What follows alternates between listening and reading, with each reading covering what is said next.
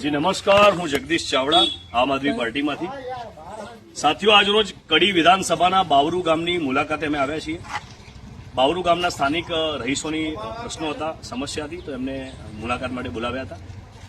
ગામજનો સાથે અમે અત્યારે ગામની અંદર બધા રસ્તોમાં ફર્યા છીએ. એના વિડીયો હું આ વિડીયોની સાથે સાથે મૂકીશ સોશિયલ મીડિયામાં. આ વિડીયો મારફતે હું કડી વિધાનસભા, કડી તાલુકાના ટીડીઓ સાહેબને અને જિલ્લા પંચાયતના અધિકારીઓને, અહીંના રોડ રસ્તાના, અહીંના તલાટીઓને, અહીંના તમામને હું વિનંતી સાથે રજૂઆત કરું છું કે બાવરુ ગામની અંદર અમે જ્યારે ફર્યા તો ગામની અંદર પ્રવેશવાના મેન મુખ્ય રસ્તાથી લઈને ખેતરમાં જવાના નેરિયા સુધી, ખેતરમાં જવાના નેરિયાથી લઈને બાળકોની આંગણવાડી જવાના રસ્તા સુધી તમામે તમામ જગ્યાએ ગટરના ગંદા પાણીની સમસ્યા છે. કોઈ વ્યક્તિ ત્યાં ચાલી ના શકે એવી પરિસ્થિતિનું નિર્માણ થયું છે.